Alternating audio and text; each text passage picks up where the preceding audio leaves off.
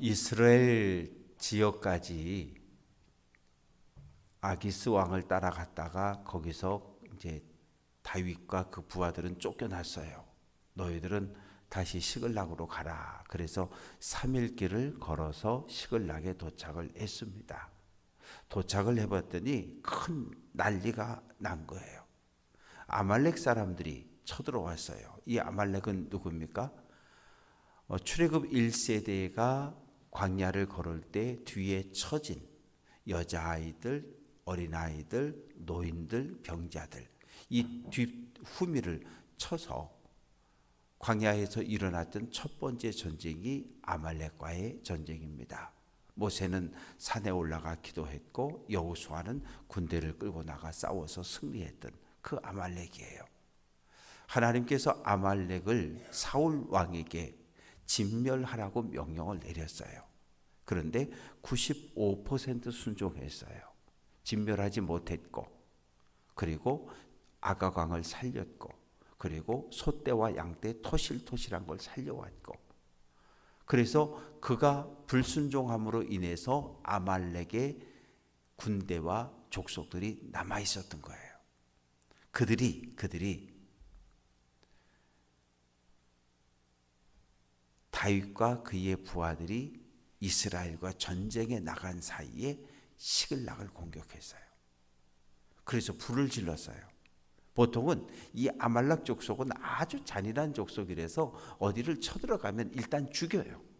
그리고 거기 있는 모든 것을 약탈해서 갑니다. 그런데 오늘 2절 말씀 보면 불을까지는 질렀는데 젊은 자, 어린아이, 늙은 자, 어른들 한 사람도 죽이지 않고 다 끌고 갔다는 거예요. 다윗과 600명의 부하들이 와서 보니 성읍은 불탔고 아내와 자녀들은 모두 포로로 끌려갔고, 4절 말씀 보면 다윗과 그와 함께한 백성이 울 기력이 없도록 소리를 높여 울었더라. 어찌 보면 가장 처절한 장면이에요. 전쟁에 나가면 칼을 들고 싸워 승리하는 군인들이, 그 장정들이 끌려간 아내와 가족과 자녀들을 생각하며 자기 가슴을 치면서 우는 거예요. 자기 가슴을 치면서 얼마나 울었는지 더 이상 이 울 기력이 없을 정도까지 가슴을 치며 우는 거예요. 내가 잘못했다고, 내가 내 가족을 지키지 못했다고, 내가 내 자녀를 지키지 못했다고. 그러다 가만히 생각하니까 화가 나는 거예요. 다윗 저놈 때문이라는 거예요. 여기다 한 200명 군대를 남겨두고 갔어야 되는데 600명을 다 끌고 가는 바람에 우리 아내와 자녀들이 다 포로로 끌려갔다는 거예요. 그래서 돌을 들어서 다윗을 쳐 죽이려고 해요. 조금 전까지 다윗이 지도자였는데 지도력을 잃어버린 거예요. 반란 아닌 반란이 일어나게 된 거예요. 그러자 다윗이 하나님께 부르짖습니다. 하나님, 어떻게 하면 좋겠습니까? 6절 끝부분에 보면 하나님의 여호와를 힘입어 용기를 얻었더라. 하나님의 도움을 구하는 거예요. 그래서 7절 말씀부터 보면 아비아달에게 에봇을 가져와라. 에봇이라고 하는 것은 대제사장이 입는 옷인데 거기에는 판결 흉패 가슴에 12지파의 이름과 보석이 달려있는, 그리고 그 안에 우림과 두밈이라고 하는 하나님의 뜻을 묻는 그 주사위 같은 것이 들어있어요. 하나님께 기도하는 거예요. 하나님, 지금 쫓아가면 잡을 수 있겠습니까? 따라잡을 수 있겠습니까? 따라갈까요? 그랬더니 하나님께서 따라가라. 반드시 추격할 것이고 모든 것을 다 찾아서 구원할 수 있을 것이다. 그러자 9절 말씀 보면 다윗과 그와 함께한 600명이 즉시 일어나서 뛰기 시작합니다. 달리기 시작하는 거죠. 3일을 걸어 내려왔어요. 그리고 울었어요. 그리고 그 즉시 일어나서 추격하기 시작하는 거예요. 얼마나 쉬지 않고 뛰었는지 부솔 시내쯤 갔는데 200명이 우리는 더 이상 못 가겠다고 거기 털푸닥 주저앉은 거예요. 그래, 너희 여기 있어. 그리고 400명을 이끌고 막 또 뛰어가는 거예요. 달려가는 거예요. 그런데 군인 하나가 들판에 널브러져 쓰러져 있는 애굽 소년 하나를 발견했어요. 뭐 죽든지 말든지 그냥 두고 지나가면 그뿐인데 이렇게 신음소리를 듣고서 그 소년을 데려왔어요. 데려와서 일단 먹입니다. 먹이고 물을 마시게 하고, 그리고 이 무화과 뭉치에서 뗀 덩이, 이 무화과 뭉치라고 하는 건 엄청 달아요. 요즘 말로 하면 초콜릿 같은 거예요. 아주 고열량의, 이 군인들이 전쟁에 나갔을 때 비상식량으로 먹을 수 있도록 준비해 가는 거거든요. 그걸 떼가지고 먹이고 물을 먹이고 그랬더니 이 소년이 정신을 차렸어요. 넌 누구냐? 누구에게 속했니? 어디에 속했느냐가 그 사람의 신분을 알려주거든요. 예, 저는 애굽 소년인데 내 주인은 아말렉 사람입니다. 아말렉 주인을 따라서 시글락과 네겝과 이 여러 지역을 우리가 침략하고 불질렀는데 내가 사흘 전에 그만 병이 들었습니다. 내가 병이 드니까 주인이 날 버리고 갔습니다.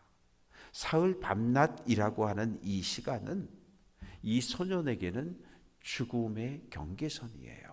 왜?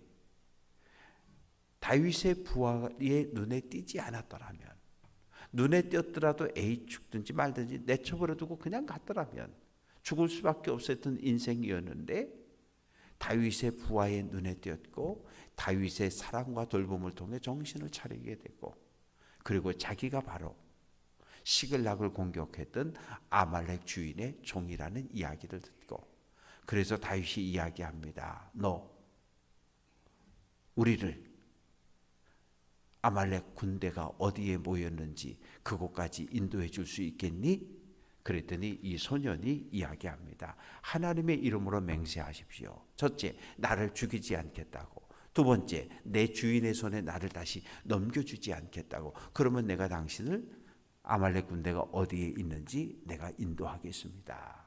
그래서 다윗이 그에게 하나님의 이름으로 살려줄 것을 맹세했고, 그 소년은 이제 아말렉 주인의 버림받은 아말렉 주인의 품에서 다윗의 품으로 자리를 잡게 됩니다. 그래서 이제 뒤를 쫓아갔어요. 16절 말씀 보면 아말렉 군대가 진을 친 자리에 가봤는데 그들이 온 땅에 편만했다. 온 땅에 편만했다는 얘기는 넓은 평원에 아말렉 군대들이 그냥 무리지어서 떼지어서 흩어져 있는 거예요. 왜? 여러 날 동안 약탈하고 많은 전리품을 가져오고, 그리고 거기다가 싸놓고, 그리고 이제 야 이겼다, 이제 승리했다, 그리고 먹고 마시고 이제 춤추고 그러고 있는 거죠.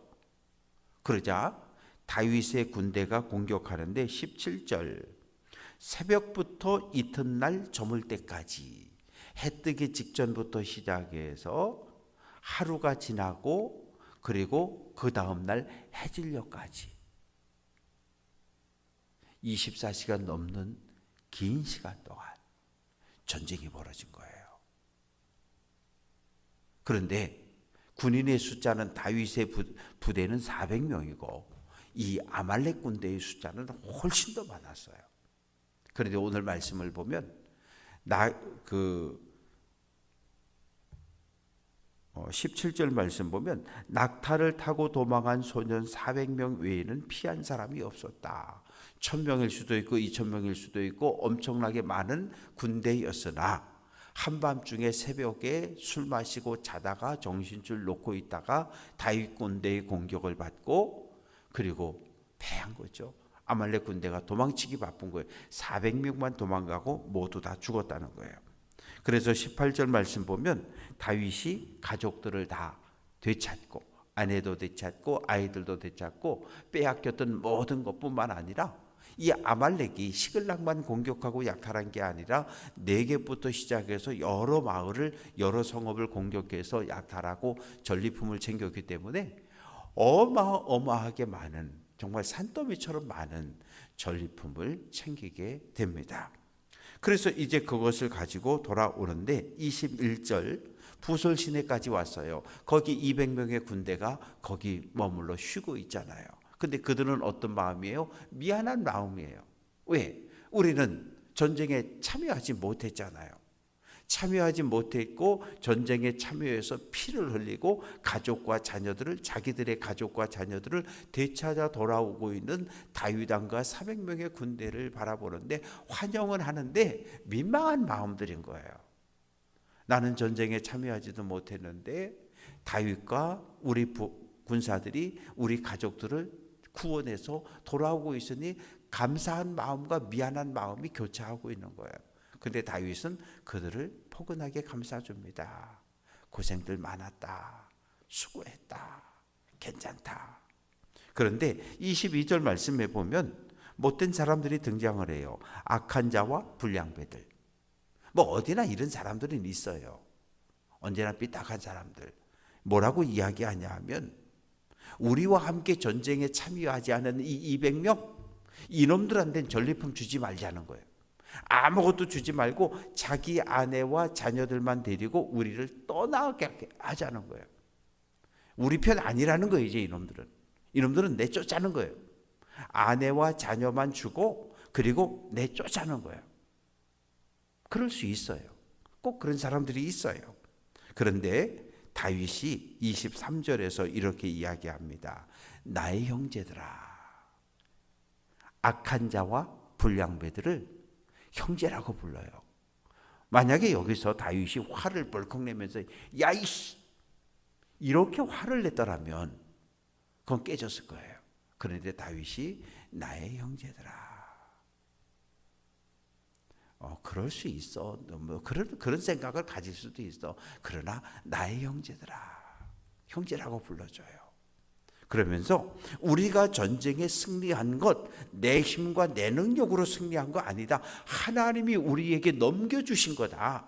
하나님의 원수를 하나님께서 우리 손에 넘겨주셨고 하나님의 은혜로 이 많은 전리품을 얻게 되었는데 전쟁에 참여한 사람이나 후방에 남아서 보급품을 지킨 사람이나 똑같다는 거예요. 그러니 하나님께서 우리에게 주신 이 수많은 전리품을 모두 똑같이 나눠야 된다는 거예요. 그러자 악한 자들과 불량배들도 더 이상 말하지 않아요. 왜?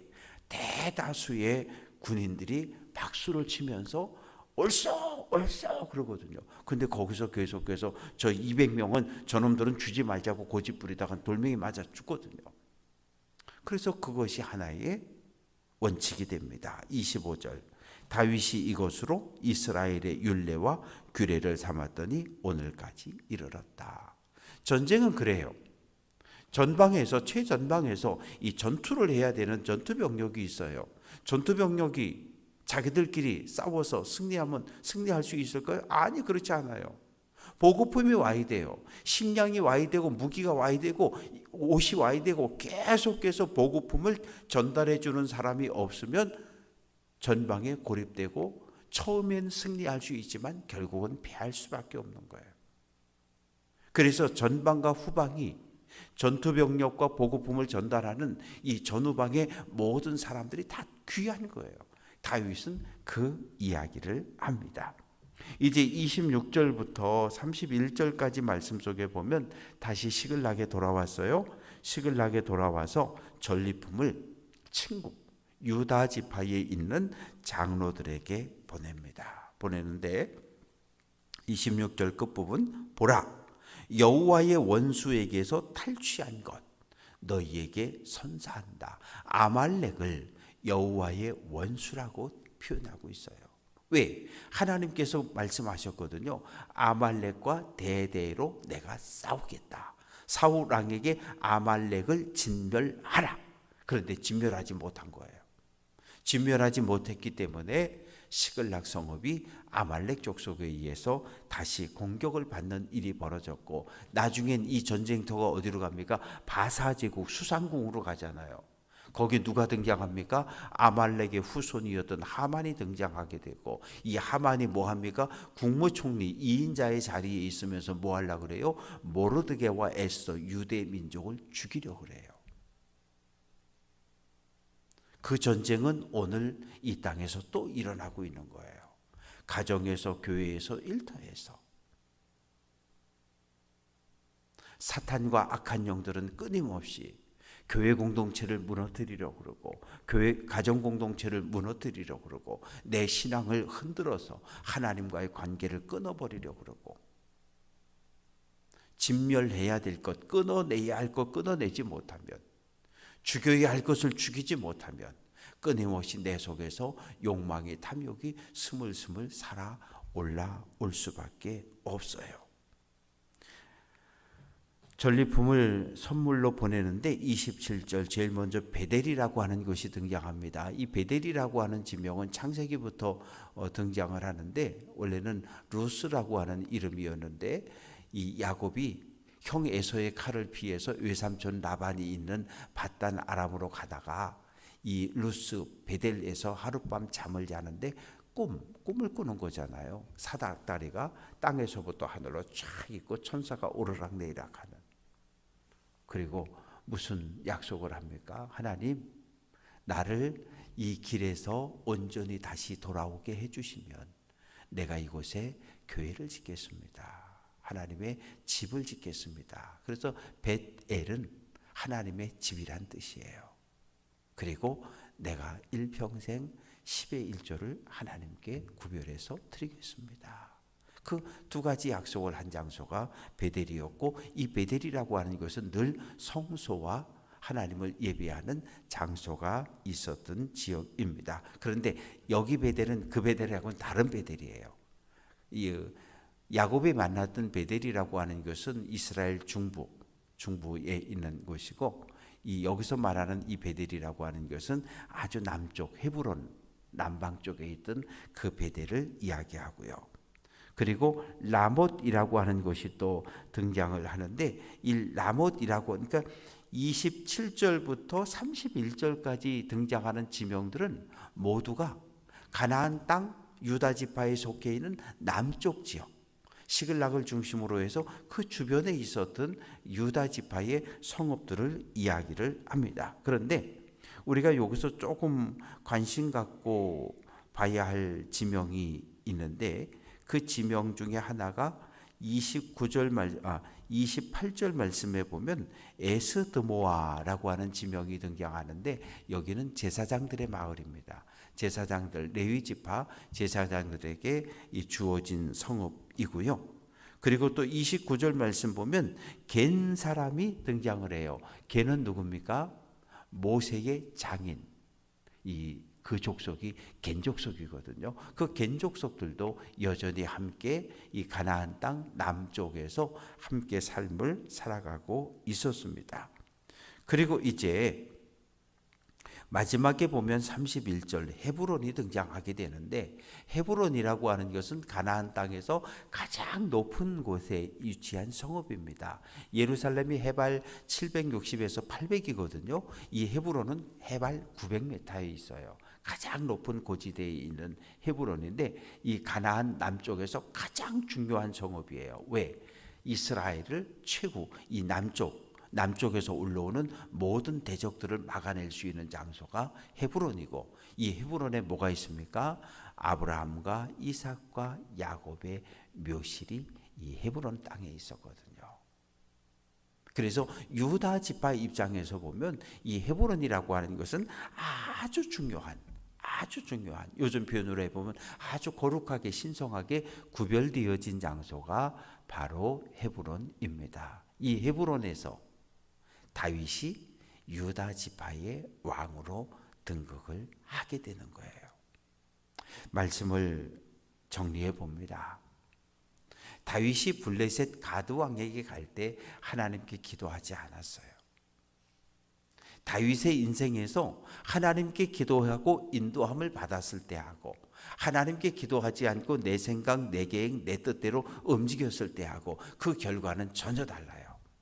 하나님께 기도하지 않고 내 생각을, 내 뜻을 주장해서 움직였을 때는 꼭 문제가 생겼어요. 첫 번째는 가서 미친 사람 흉내를 내면서 문을 빡 긁고 침을 흘리면서 미친놈 흉내를 내가지고 겨우 목숨 살아났고, 또 두 번째 이 가드의 또 정치적 망명을 갔을 때도 하나님께 기도하지 않고 갔더니 어떤 일이 벌어져요? 동족 이스라엘과 전쟁을 할 수밖에 없는 이런 처지에 내몰려지고, 그러나 다윗이 하나님께 기도했을 때는, 하나님께 기도하고 응답받고 행동했을 때는 하나님의 놀라운 축복과 놀라운 역사와 놀라운 은혜를 경험하는 삶을 살았어요. 답은 정확해요. 우리는 어떤 삶을 살아갈까요? 내 생각, 내 뜻, 내 주장? 아니요, 내려놔야 돼요. 그리고 늘 하나님의 뜻을 물어야 해요. 그래서 오늘 한 날도 하나님의 뜻을 물으며 믿음의 길을 잘 달려갈 수 있는 귀한 성도들이 될 수 있기를. 또한 오늘 말씀에 보면 길가에 쓰러져 있는 애굽 소년 하나가 있어요. 3일 밤낮을 그 자리에 쓰러져 있었어요. 몸은 병들었고 먹지 못했고 죽어가던 그 사람, 아무것도 아닌, 그냥 내버려 두고 지나가도 될, 그러나 그 한 소년에게 관심을 가졌더니 결국은 가족들을 모두 되찾을 수 있는, 아말렉과 싸워 승리할 수 있는. 그래서 우리의 눈은 언제나 하나님의 눈을, 예수님의 마음을 품고 주변을 잘 살피며 쓰러진 이들을 일으켜서 함께 믿음의 길을 달려갈 수 있는 귀한 성도들 될 수 있기를 주님의 이름으로 축원합니다.